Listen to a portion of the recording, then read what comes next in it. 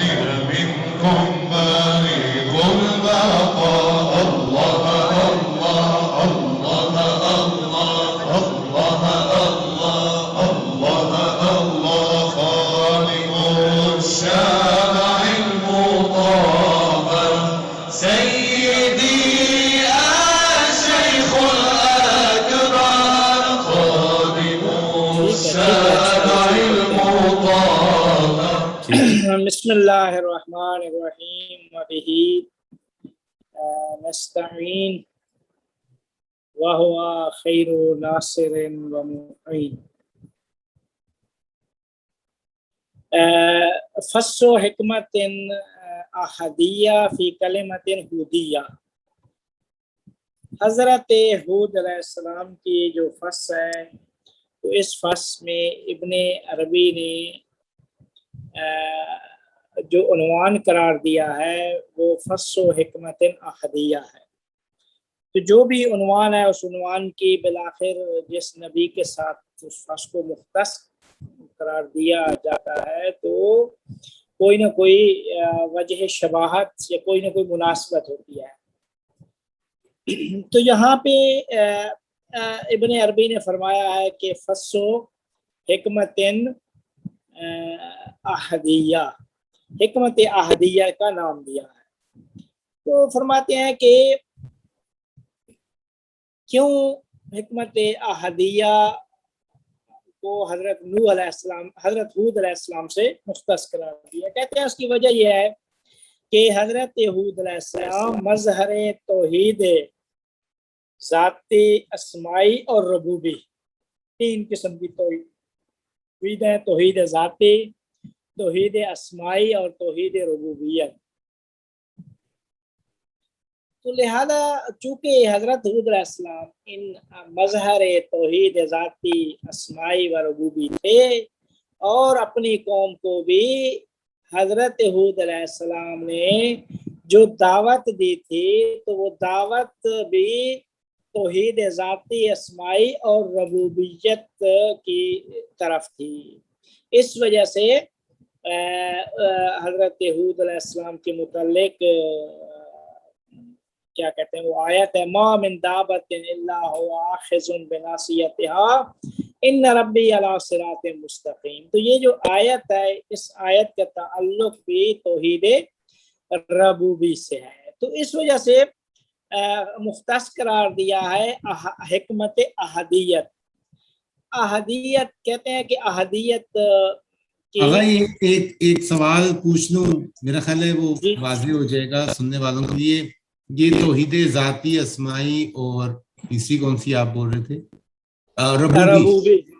جی ان کو دو جملوں میں اگر بیان کر دیں کہ یہ کیا جی میں دیکھیں شاہ صاحب میں اسی کی طرف آ رہا ہوں کہ پہلی بات یہ تھی کہ اس فصل میں احدیت ذاتی یعنی وہی توحید ذاتی، احدیت ذاتی، احدیت اسمائی اور احدیت ربوبی، تین قسم کی بحثیں یہ تین قسموں کے متعلق بحث کی ہے ابن عربی نے. اب یہ کہ یہ ہیں کیا چیز، ان کے متعلق ہم بحث کریں گے. کہتے ہیں احدیت کے تین مراتب ہیں. پہلا مرتبہ احدیت الذات ہے. احدیت الذات جیسے توحید ذاتی یا احدیت ذاتی کہتے ہیں. کہتے ہیں احدیت ذاتی میں یہ وہ مرتبہ ہے کہ جس مرتبے میں کسی قسم کی کثرت کو تصور نہیں کیا جا سکتا.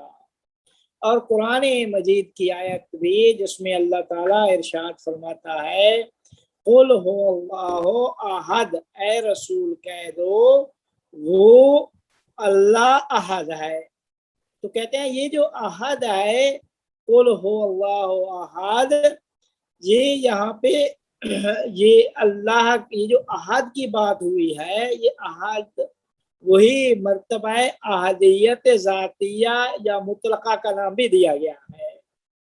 تو کہتے ہیں کہ اس قل هو اللہ احد میں احدیت ذاتی کی بات ہوئی ہے. توحید ذاتی کا اس آیت میں توحید ذاتی کی طرف اشارہ کیا گیا ہے. تو فرمایا قل هو اللہ احد. تو پس توحید ذاتی وہ مرتبہ ہے ذات کا کہ جس میں کسی قسم کی کثرت کو تصور نہیں کیا جا سکتا. اسے کہتے ہیں توحید ذاتی یا احدیت ذاتی. دوسری احدیت اسمائی یا صفاتی یا توحید اسمائی یا صفاتی. تو فرماتے ہیں کہ تمام یہ وہ مرتبہ ہے کہ جس میں تمام اسماء و صفات باوجود اس کے کہ ان کی کثرت غیر قابل شمار ہے، یعنی جو بہت زیادہ ان کی کثرت قابل شمار بھی نہیں ہے، قابل حساب بھی نہیں ہے، کہ اسماء و صفات بہت ہی زیادہ ہے، باوجود اس کے کہ تمام اسماء و صفات میں کثرت اور بہت زیادہ ہے، تو ذات کے ساتھ وہ ایک ہے. یعنی تمام اسماء و صفات وہ مستحلق ہیں ذات میں. مستحلق کا مطلب ہوتا ہے کسی چیز کے اندر فانی ہونا، غرق ہو جانا. تو فرماتے ہیں تمام اسماء و صفات کی کثرت کو لحاظ رکھ کر کہا جاتا ہے کہ یہ کثرت اسماء و صفات یہ مستحلق یا غرق ہے ذات میں. تو اس مرتبے کو یا اس توحید اسمائی اس کو توحید اسمائی یا صفاتی یا اس مرتبے کو احدیت الہی بھی کہا جاتا ہے. بس احدیت ذاتی، دوسرا احدیت الہی یا احدیت اسمائی و صفاتی. بس احدیت ذاتی میں کسی قسم کی کثرت کو تصور نہیں کیا جا سکتا. احدیت الہی میں کثرت کو تصور کرتے ہیں لیکن ذات کے ساتھ اور ذات میں مستحلق قرار دیتے ہیں. اس مرتبے کو مرتبہ الہیہ، احدیت الہیہ کہا جاتا ہے یا توحید الہی. تیسرا مرتبہ فرماتے ہیں کہ احدیت افعال ہے. احدیت افعال کا مطلب ہوتا ہے تاثیر، جو جس طرح ملا صدرہ بھی یا علامہ طباطبائی صاحب بھی فرماتے ہیں ما مؤثر فی الوجود الا اللہ. وجود میں مؤثر وہ فقط و فقط خدا ہے. یعنی توحید ربوبی، یعنی جس کی تاثیر اثر اور مؤثر ہے فعل میں، یعنی وہ ذات متعالی کہ جو در حقیقت تمام افعال کے صادر ہونے کا منبع ہے. وہ ذات متعالی جو حقیقت میں تمام افعال جس سے صادر ہوتے ہیں وہ اللہ تعالیٰ کی ذات ہے. لیکن جب صادر ہوتے ہیں تو کہتے ہیں کہ جو اب وہ ذات جو حقیقت میں تمام افعال کے صادر ہونے کا منبع اور مؤثر ہے تمام میں، اور تمام اپنی اپنی استعداد اور قابلیت کے اندازے کے مطابق، تمام کیا ہے اپنی اپنی استعداد اور قابلیت کے مطابق ذات حق کی طرف کھنچتے چلے جاتے ہیں. وہ درپائی ہوئی ماں بھی خبر، یعنی جو کچھ بھی کائنات میں فعل، تاثیر، تاثر کا جو سلسلہ ہے، ذات مؤثر سب میں وہ ذات ہے کہ سارے کے سارے افعال اس کی طرف کھنچتے چلے جاتے ہیں. تو فرماتے ہیں جس طرح خود اللہ تعالیٰ فصیحودیہ میں جس طرح عربی نے بھی فرمایا، اور قرآن مجید میں اللہ تعالیٰ ارشاد فرماتا ہے ما من دابۃ الا هو آخذ بناصیتہا. کوئی بھی دابہ چلنے والی چیز روئے زمین پہ ہے، اس کے کو پکڑنے والی ذات، اخذ کرنے والی ذات وہ خدا ہے. ان ربی علی صراط مستقیم، بے شک میرا رب ہے جو صراط مستقیم ہے. تو اس کو کہتے ہیں توحید ربوبی یا احدیت ربوبیہ. ٹھیک ہے. تو پس فرماتے ہیں کہ احدیت میں احدیت کے 3 مرتبے ہیں. احدیت کے 3 مرتبے ہیں. پہلا مرتبہ توحید ذاتی یا احدیت ذاتی، دوسرا توحید اسمائی و صفاتی، اور تیسرا توحید ربوبی. اس وجہ سے رب جو ہے، ہم قائل یہ ہیں کہ ربوبیت جو ہے تمام فعل میں مختص ہے اللہ تعالیٰ کے ساتھ. لہذا ہم توحید جس طرح توحید ہے، کوئی بھی مسلمان جس طرح توحید ذاتی کا قائل ہے ویسے ہی توحید اسمائی و صفاتی اور توحید افعالی کا بھی قائل ہے. اگر کوئی توحید افعالی یا توحید ربوبی، توحید افعالی اور ربوبی ایک ہی چیز ہے، کا قائل نہیں ہے تو وہ بھی کیا کہتے ہیں، کافر یا مشرک، جو بھی حکم آپ لگائیں. تو یہ 3 قسم کی توحید ہیں. اب یہ ہے کہ البتہ ایک بحث جو بہت زیادہ اس بارے میں لے کے آتے ہیں بہت سارے لوگ کہ احدیت کے بارے میں. تو احدیت کے بارے میں ہم بہت کچھ بحث کر چکے ہیں، لیکن ایک دو نقطے یہاں پہ اشارہ کرتے ہیں مقام احدیت میں. کہ کہتے ہیں کہ مقام احدیت میں وہ اسماء الہیہ جو آیان ثابتہ اور حق کی حقیقت کے درمیان رابطہ ہے. دیکھیں، ایک طرف حق ہے، اسماء، اور اسماء کے بعد آیان ہے. تو اسماء کی آیان، اسماء کا کیا وجود عینی اور آیان ثابتہ کیا ہے، ہر اسم کی ایک عین ثابت ہے. تو تمام کی آیان ثابتہ اور حق کے درمیان جو واسطہ ہے، ٹھیک ہے، حق اور کیا کہتے ہیں اسماء ربوبیہ کے درمیان. ویسے تو اسماء الہی رابطہ ہیں، آیان ثابتہ اور حق تعالیٰ کے درمیان رابطہ اسماء الہیہ، درمیان میں اسماء الہیہ ہے. لیکن فرماتے ہیں کہ پھر حق اور اسماء ربوبی کے درمیان جو واسطہ ہے، یہ چونکہ ایک چیز پہلے نہیں کی تو اس کو میں بتا رہا ہوں، وہ اسم اعظم ہے. حق اور اسماء ربوبی کے درمیان جو چیز واسطہ ہے وہ اسم اعظم ہے، کہ ہر اسم کو جو اپنے مظہر سے متصل کرتا ہے. اسم اعظم کا کام یہ ہے کہ ہر اسم کو اپنے مظہر سے متصل کرے، جو بھی اس کا مظہر ہوگا اس سے اس کو جوڑ دے. یہ اسم اعظم کا کام ہے. تو لہذا کہتے ہیں کہ پس اسم اعظم تمام اسماء میں متجلی ہے. تو کہتے ہیں کہ پھر اس کے بارے میں ایک چیز البتہ بعض علماء نے لکھی ہے کہ اسم اعظم کے مظاہر میں سے سب سے پہلا مظہر وہ مقام میں رحمانیت اور رحیمیت ہے.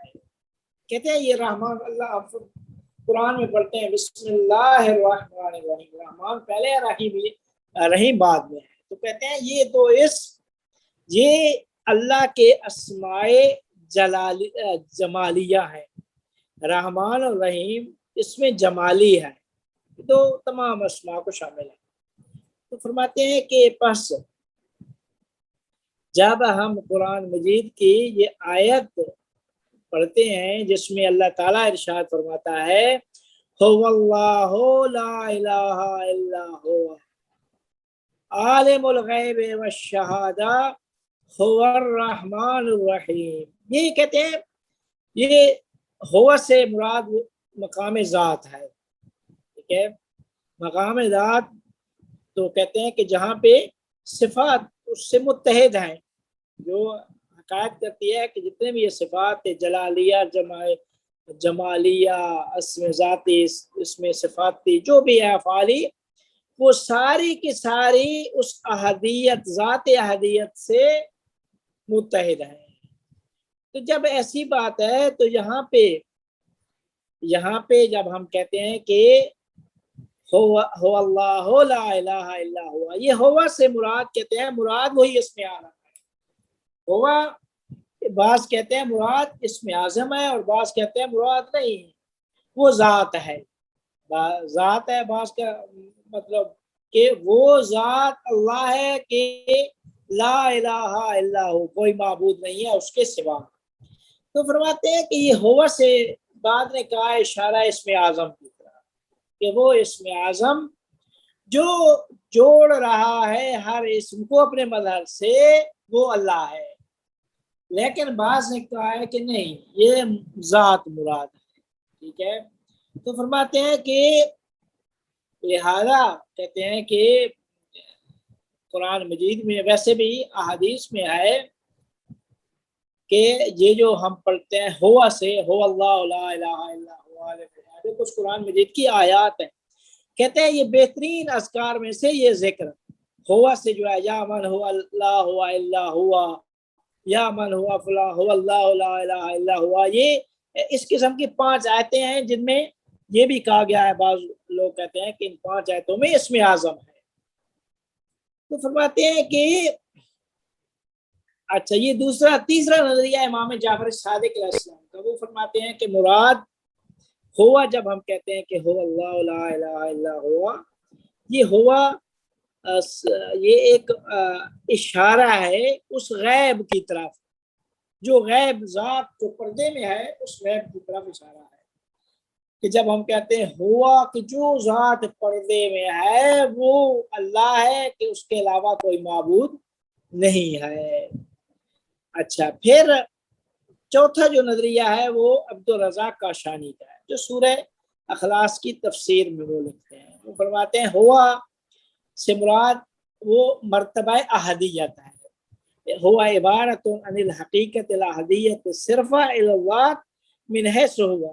یہ عبدالرزاق کاشانی صاحب کا نظریہ ہے۔ لیکن ایک 5واں نظریہ ہے خمینی صاحب کا، وہ فرماتے ہیں کہ جب ہم کہتے ہیں قل هو اللہ احد، کہ اے رسول کہہ دو وہ اللہ احد ہے، ان کا عقیدہ یہ ہے کہ ہوا سے مراد وہ فیض اقدس ہے، وہ فیض اقدس ہے کہ کیا کہتے ہیں جس کے میں تجلی ذات ہے وہ اسماء کے تعین سے۔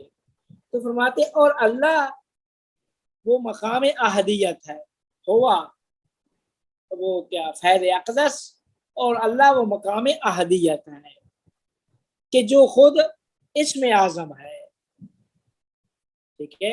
اور یعنی جو خود اسم اعظم ہے، اور ہوا شاید وہ غیبی اشارہ بھی ہے کہ جو غیب پردے میں ہے، جس کی حقیقت مجہول ہے، لہذا ہم اسی وجہ سے کہا جاتا ہے کہ وہ ذات جو غیب میں ہے وہ کیا کہتے ہیں ہر قسم کی معرفت اہل اللہ کی دسترس سے دور ہے۔ خمینی صاحب نے اس کے متعلق بھی بہت بحث کی ہے۔ اچھا، پھر ابن عربی کی جو تفسیر ہے اس میں فرماتے ہیں کہ ہوا سے مراد وہ غیب مطلق ہے، اس غیب مطلق میں وہ غیب مطلق ہے اور اللہ سے ایک خاص چیز ہے، وہ اللہ سے بھی عام چیز ہے، وہ غیب مطلق کی طرف اشارہ ہے۔ فإنها تدل على الله وعلى كل غائب وكل من له خبية فكان هو ختم الاسماء الالہیہ وهو عین سابقتها۔ یہ ایک بحث کیا کہتے ہیں جو ابن عربی نے اس میں اور بعض عرفاء دوسروں نے کی ہے۔ ایک یہ چیز، دوسری چیز اسی اس میں غیب کی بات کیا بعض نے کہ غیب کی جب ہم کہتے ہیں غائب ہو عالم الغیب، تو غیب کی 2 قسمیں کی ہیں۔ فرمایا کہ غیب کی 2 قسمیں ہیں، ایک غیب اضافی ہے اور ایک غیب حقیقی ہے، یا غیب نسبی اور غیب حقیقی۔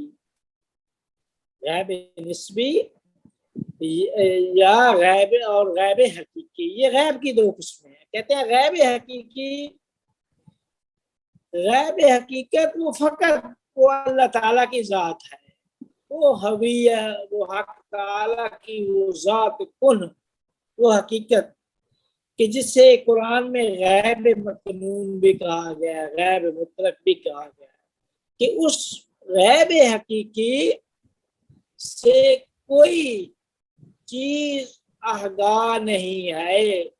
عالم الغیب فلا یظہر علی غیبہ احدا الا من ارتضی من رسول، اس سے کوئی آگاہ نہیں ہے، وہ غیب حقیقی ہے۔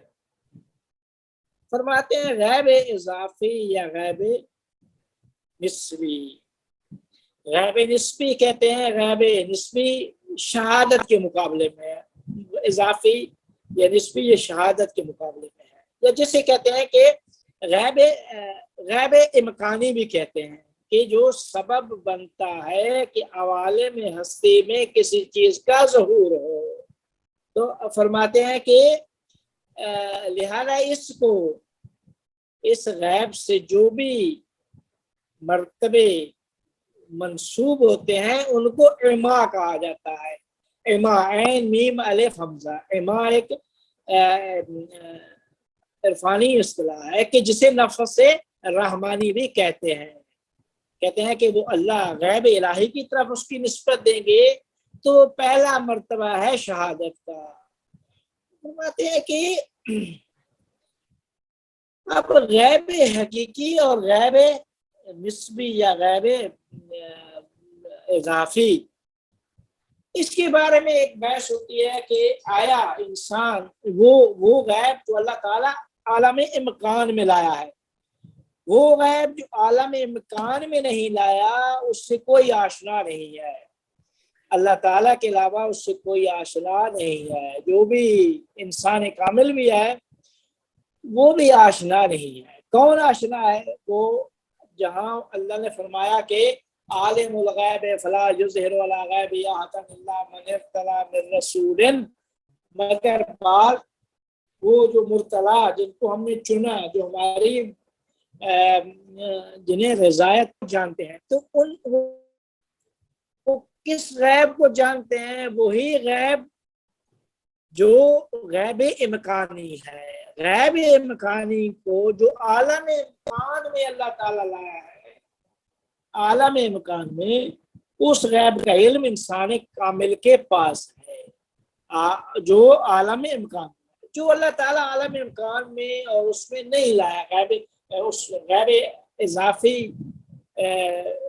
شہادت کے مقابلے میں غیب اضافی نہیں ہے، اس سے کوئی آشنا نہیں ہے۔ جہاں پہ اللہ قرآن میں نفی کرتا ہے کہ یہ غیب کا علم میرے پاس ہے، وہ وہی غیب ہے جو اللہ تعالیٰ عالم امکان میں لایا ہی نہیں ہے۔ جو عالم امکان میں لایا ہے اس کے بارے میں یہی ایت اللہ جوادی عامری صاحب اور حسن زادہ عامری صاحب فرماتے تھے کہ جو اللہ تعالیٰ عالم امکان میں لایا ہے انسان کامل اس سے آشنا ہے۔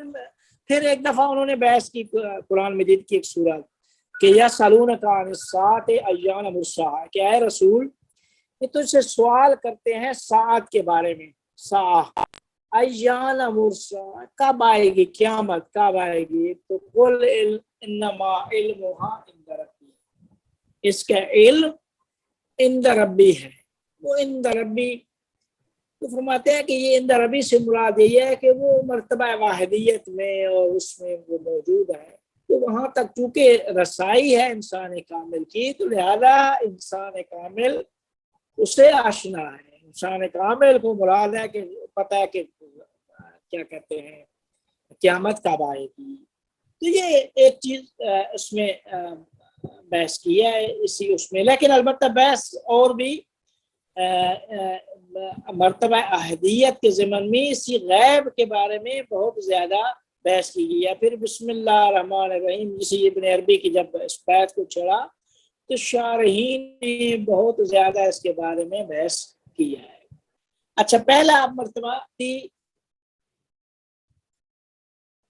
توحید ذاتی اور اسے احدیت ذاتیہ بھی کہا جاتا ہے۔ پھر دوسرا مرتبہ ہے واحدیت۔ واحدیت میں کہتے ہیں सिफात मकाम तकस्सुर में होती हैं। हकीकत वाहिद लुगत में एक को कहते हैं, ठीक है, लुगत में वाहिद यानी एक। तो कहते हैं हकीकत को जब हम लिहाज करते हैं तकस्सुर में, कसरत में, कि कसरत के साथ जब मुलाहिजा करते हैं तो वाहिदियत तश्कील पाता है। तो कहते हैं कि ये अब पहला तअय्युन है कि जहाँ पे अस्मा और सिफात को लिहाज किया जाता है। तो कहते हैं कि इनका कोई अलहदा वजूद नहीं होता ज़ात से। मर्तबा वाहिदियत में अस्मा और सिफात का अलहदा वजूद नहीं होता, वजूद में मुस्तहलक यानी गर्क और फानी है उसके इल्म और उसके तअय्युन में। तो अब इस मर्तबा वाहिदियत में 4 किस्म के तअय्युनात हैं। पहला मर्तबा उलूहियत है, जिसको जामे कहते हैं, मकाम मर्तबा वाहिदियत या मकाम उलूहियत भी जिसे कहा जाता है। दूसरा मर्तबा है मर्तबा तफसील कि जिसमें तमाम तफसील दारायन इजमाल या इजमाल दारायन तफसील के अस्मा और सिफात यहाँ पे है लेकिन ज़ात के साथ मुत्तहिद है। तीसरा मर्तबा जो है इस आलम में वो मर्तबा कौनिया खलकिया है। तो कहते हैं कि इस यहाँ पे सारा तासीर और तासुर इन्फियाल और रबूबियत का सिलसिला आगे चलता है। यहाँ से फिर आगे क्या कहते हैं, उस ज़ात का असर तासीर और तासुर वो मुअस्सिर बनती है, वो ज़ात तमाम वजूद के हर मर्तबे में, आलम हस्ती के हर मर्तबे में। और चौथा मर्तबा इसमें मर्तबा आलम है, ये मर्तबा तफसील के जिसमें फिर आलम आगे जाकर तश्कील पाते हैं। ये एक यहाँ पे बहस इसमें थी। अब इनकी जो आखिरी बहस है मर्तबा अहदियत और वाहिदियत यानी तौहीद ज़ाती और तौहीद अस्माई और सिफाती के बाद तौहीद रबूबी।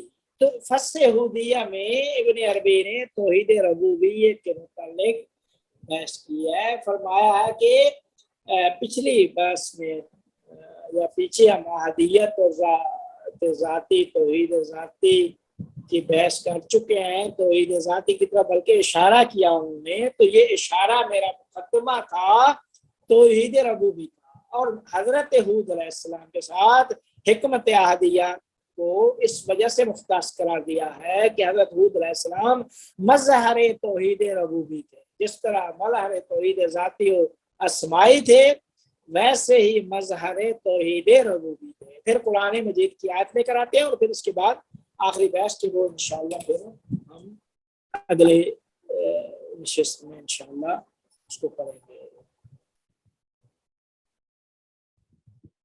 अस्सलाम वालेकुम आगा। जो मैंने समझा कि एक तौहीद अहदियत है, फिर दूसरी वाहदियत की मंजिल है और एक रबूबियत की मंजिल है। तो अहदियत में तो कोई वजूद और है ही नहीं, सिर्फ उसकी ज़ात है। वाहदियत में सिफात है मगर उससे अलग वजूद मुमकिन नहीं जी। और रबूबियत जो अलग वजूद है वो उसके मजहर है। यही इन 3 दर्जात को समझा जा सकता है। जी। और ये सब जो किस तरह से मजहर है उसकी रबूबियत की मंजिल, तौहीद रबूबियत।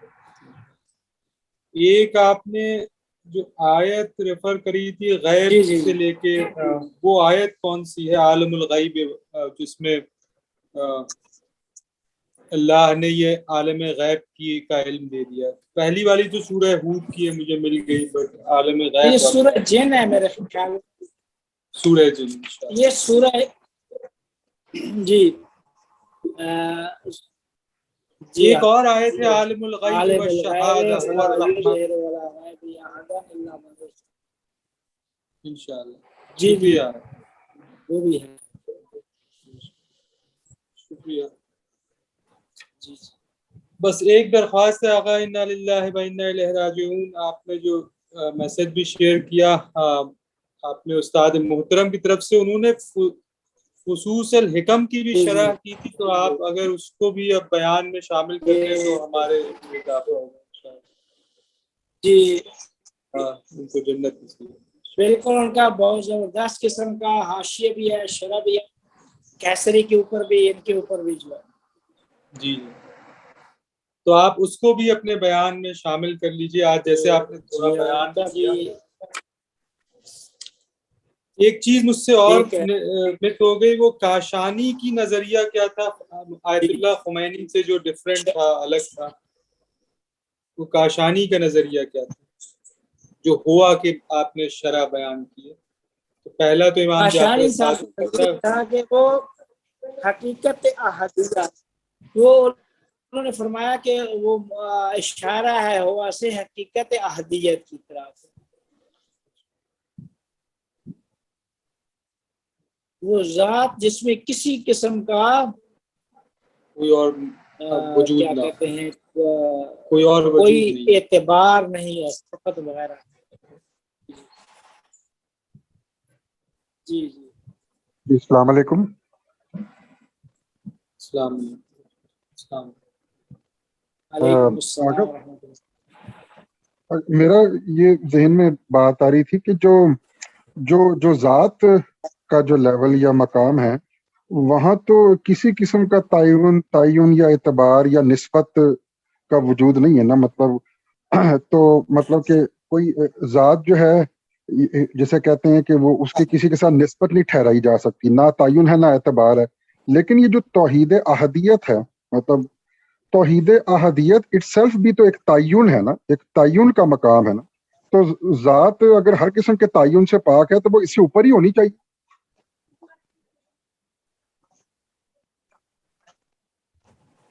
اور دوسرا یہ کہ توحید یہ جو احدیت تو نہیں چاہیے، جی ہلو، توحید احدیت نہیں، توحید ذاتی کی بات ہوئی ہے، اسماعی اور صفاتی کی بات ہوئی ہے۔ اچھا ٹھیک ہے تو جی میں جی ٹرمنالوجی غلط استعمال کی ہے۔ تو توحید ذاتی جو ہے اس سے مراد وہ ذات ہے جو ہر قسم کے تعین، اعتبار یا نسبت سے آزاد ہے یا پاک ہے، ایسی بات ہے۔ جی لا اسم لا ولا اسم لا، جی جی ٹھیک ہے۔ اچھا، اور پھر آپ نے یہ نہیں، کہا کہ جو توحید ذاتی، جی جی اس کے بعد پھر آپ نے کہا نہیں، دیکھیں توحید ذاتی سے مراد وہ ذات، دیکھیں لا اسم لا ولا رسم لا نہیں ہے، وہ ذات تو کسی کی دسترس میں ہے نہیں۔ توحید ذاتی سے مراد وہ احدیت ذاتی کے جس میں کسی قسم کی کثرت کو تصور اور اعتبار نہیں کیا جا سکتا۔ ٹھیک ہو گیا۔ اس کا مطلب کہ توحید ذاتی کے اندر بھی ایک تعین کا ایلیمنٹ آ جاتا ہے، مطلب ہم تعین کی سطح پہ آ گئے ہیں جب ہم توحید ذاتی کی بھی بات کر رہے ہیں، کسی نہ کسی طریقے سے تعین کا ایلیمنٹ آ گیا ہے، ایک تعین تو ہے اس میں، یہ آپ کہنا چاہ رہے ہیں؟ جی جی، وہ دیکھیں پھر اسی وجہ سے اس کو تعین اول کہتے ہیں، تعین اول اور تعین ثانی۔ ٹھیک ہو گیا۔ اور پھر آپ نے یہ کہا تھا کہ اس کے بعد پھر آپ نے کہا کہ توحید ذاتی کے بعد اس کے بعد دوسرا جو تھا وہ میرے خیال تھا وحدانیت تھا نا، میرے خیال جو اس کے بعد جو اگلا والا جو مقام تھا، اور پھر اس کے بعد آپ نے کہا تھا توحید ربوبی، یہ آپ کہہ رہے تھے۔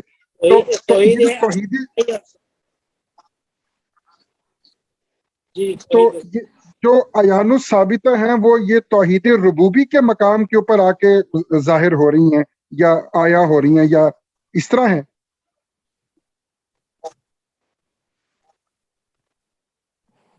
نہیں، توحید ربوبی سے نہیں، دیکھیں توحید ربوبی میں جہاں پہ اور قابلیت کے مطابق جتنی ان کے اندر استعداد اور قابلیت تھی، یہ ذات ان میں مؤثر اتنی ہی مؤثر ہوگی اور مؤثر ہو کر ان کو اپنی طرف کھینچے گی۔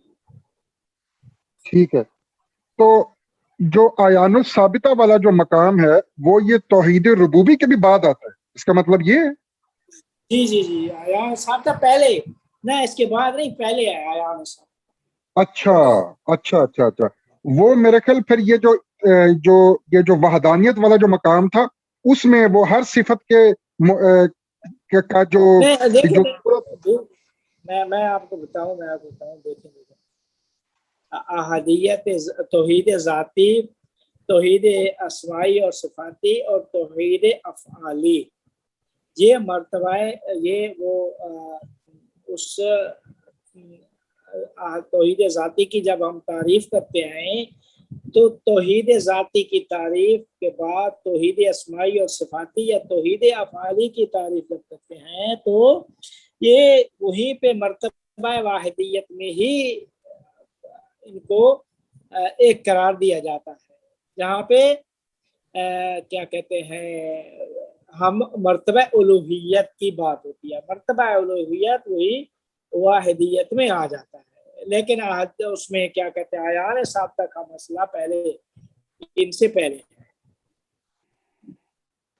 ठीक है, ठीक, शुक्रिया, थैंक यू।